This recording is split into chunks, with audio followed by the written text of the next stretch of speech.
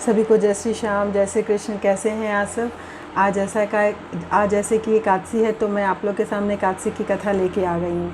एकादशी जैसा कि हम लोग जानते हैं अपने आप में बहुत महत्वपूर्ण और सभी व्रतों से श्रेष्ठ माना जाता है। तो चलिए हम लोग एकादशी की कहानी की तरफ बढ़ते हैं।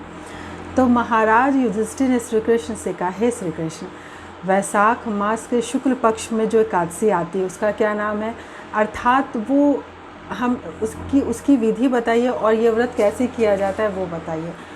तो श्री कृष्ण बोलते हैं, ये युधिष्ठिर, यही प्रश्न प्राचीन समय में रामचंद्र जी ने महाराज वशिष्ठ से पूछा था और महर्षि वशिष्ठ कुछ इस प्रकार इस कहानी को बता रहे हैं, अर्थात इसका उत्तर दे रहे हैं। तो कहानी कुछ इस प्रकार है। रामचंद्र जी महर्षि वशिष्ठ से पूछते हैं, हे महर्षि, हे वशिष्ठ महर्षि, आप कोई ऐसा व्रत बताइए जिसके करने से मेरे सारे पाप, सारे दुख नष्ट हो जाएं, क्योंकि सीता के वियोग में मैं बहुत दुख सह चुका हूँ और मुझ में सहने की शक्ति नहीं है।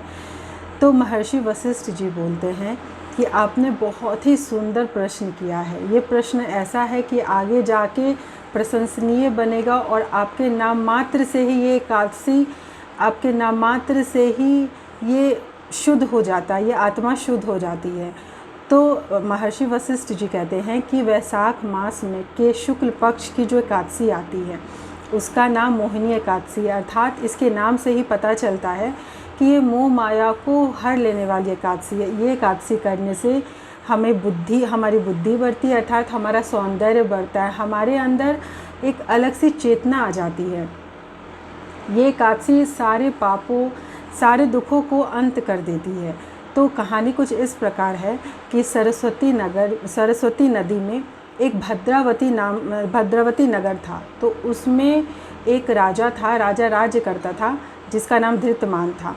तो धृतमान राजा बहुत अच्छा राज्य चलाता था। तो उसके राज्य में एक वैष्णव था जिसका नाम था धनपाल। वो धनपाल वैष्णव था, अर्थात वो विष्णु भक्त था, वो पूजा पाठ में लगा रहता था। उसने कई प्याऊ, कई धर्मशालाएं, कई आश्रम आदि सब खुलवाए हुए थे। उसने रोड के अगल बगल, सड़क के अगल बगल पीपा, जामुन का पेड़, आम के पेड़ सब लगवाए हुए थे। उसके 5 संतान थे।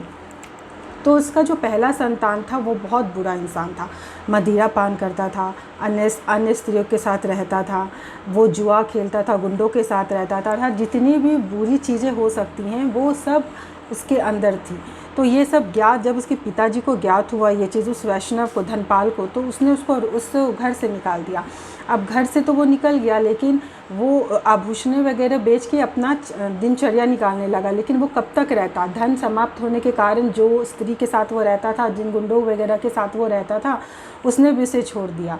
फिर वो क्या किया, जैसी बुद्धि वैसा वो करेगा, वो चोरी करने लगा।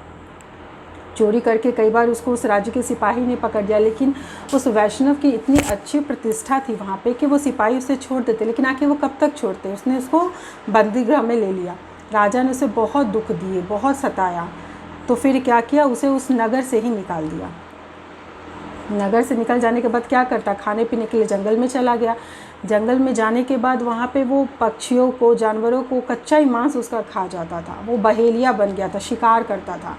तो एक बार क्या, वो बहुत ज़्यादा भूखा प्यासा था, जंगल में जा रहा था, उसे एक आश्रम मिला। वो कौटिल्य ऋषि का आश्रम था। तो उस वक्त वो ऋषि स्नान करने गए हुए थे, वो वहीं था। तो स्नान करके जैसे वो ऋषि आए, वो गंगा जल की जो स्नान वो किए हुए थे, तो उनके शरीर के गंगा जल की कुछ बूंदें उस बुरे इंसान पे पड़ गई। वो क्षण भर का वो जल, उससे उसे थोड़ी सद्बुद्धि आ गई। उसने उस ऋषि के चरण पकड़े और कहा, हे गुरुवर, हे ऋषि, मैंने बहुत पाप किए हैं, मेरे दुखों का आप अंत कीजिए, मैं थक चुका हूँ। तो उस ऋषि ने कहा कि अभी वैशाख मास चल रहा है, तुम मोहिनी एकादशी विधि पूर्वक करो, तुम्हारे सारे दुखों का अंत हो जाएगा। तो उस विधि पूर्वक उस इंसान ने व्रत किया और उस व्रत की इतनी महिमा कि स्वयं गरुड़ जी आके उसे विष्णु लोक ले गए। सारे दुख, सारे पाप उसके नष्ट हो गए। और ऐसा कहा जाता है कि एक एकादशी करने से, मोहिनी एकादशी करने से हमें सहस्त्र गोदान के फल के बराबर होता है। तो एकादशी व्रत की महिमा अनंत है। उसकी जितनी भी मैं महिमा गाऊँ, जितनी भी अनेक अनेक एकादशियों की कथा सुनाऊँ, सबका सार देखिए एक ही निकलता है कि इस एकादशी से बढ़ के कुछ हो ही नहीं सकता। हर कथा में एक सार छुपा है, हर कथा से हमें एक शिक्षा मिलती है। तो हमें कोशिश करनी चाहिए कि हम एकादशी व्रत रखें, फल खाएं, चावल एकदम ना खाएं, और जितना हो उतना उस दिन भगवान विष्णु को याद करें और अपना मंत्र भूलें, हरे कृष्ण कृष्ण कृष्ण हरे हरे, हरे राम राम राम हरे हरे। ये मंत्र बोलना ना भूलें। दिन प्रतिदिन दिन भर आप इस मंत्र को बोलते रहे, मन में स्मरण करते रहें, भगवान का स्मरण करते रहे, भगवान की पूजा करें, भगवान को फूल चढ़ाएं, भगवान को पुष्प चढ़ाएं, मिठाई खिलाएं, मिठाई चढ़ाएं। उस वक्त दिन भर आप भगवान विष्णु को याद करें, क्योंकि इस व्रत की महिमा ही कुछ और है। तो चलिए हम लोग 2 पंक्ति गाते हैं, आप भी साथ में गाइए, मैं भी गाती हूँ। श्री कृष्ण गोविंद हरे मुरारी, हे नाथ नारायण वासुदेवा। तो 2 मिनट साथ में गाते हैं, फिर मैं अपना ये वीडियो ख़त्म करूँगी और राधे राधे से आप बताइएगा आपको कथा कैसी लगी। तो चलिए हम लोग दो लाइन गाते हैं। श्री कृष्ण गोविंद हरे मुरारी, हे नाथ नारायण वासुदेवा। आप भी गाइए। श्री कृष्ण गोविंद हरे मुरारी, हे नाथ नारायण वासुदेवा, हे नाथ नारायण वासुदेवा, हे नाथ नारायण वासुदेवा। श्री कृष्ण गोविंद हरे मुरारी, हे नाथ नारायण वासुदेव। राधे कृष्णा राधे कृष्णा राधे कृष्णा कृष्णा कृष्णा राधे कृष्णा राधे कृष्णा राधे कृष्णा कृष्णा कृष्णा कृष्ण राधे राधे राधे राधे कृष्णा कृष्णा कृष्णा। बोलो कृष्णा कृष्णा कृष्णा राधे कृष्णा कृष्णा कृष्णा।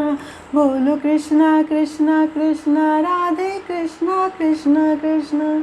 तो इसी तरह झूमते रहिए, गाते रहिए, एक दूसरे को सुनाते रहिए, एक दूसरे के सपोर्टिव बनिए कि आज मैं गाऊंगी तो मेरा बच्चा गाएगा, मेरा बच्चा गाएगा तो उसके बच्चे गाएंगे। देखिए संस्कार तो माँ बाप से ही आती है। आज जो मैं सिखाऊंगी वो आगे अपनी पीढ़ी को सिखाएगा। तो इसी तरह मैं आती रहूँगी, आप लोग मेरा साथ दीजिए, राधे राधे बोलते रहिए, कृष्ण को याद कीजिए, राधे रानी को याद कीजिए, बस जीवन सफल है। उस चरण को सिर्फ याद कीजिए, उन चरणों में बस अपना सब कुछ छोड़ दीजिए, आंखें बंद करके आपकी जो भी कामनाएं, जो भी आप चाहते हैं, सब उनके चरणों में छोड़ दीजिए और कुछ भी नहीं। उनकी हाजिरी वहीं से लग जाएगी, हमारी हाजिरी वहीं से लग जाएगी। तो चलिए कथा को विराम देती हूँ। हरे कृष्ण बोलना ना भूले, हरे राम बोलना ना भूले। इसी तरह मैं आती रहूँगी, राधे राधे बोलते रहिए। जय श्री कृष्ण, जय श्री श्याम।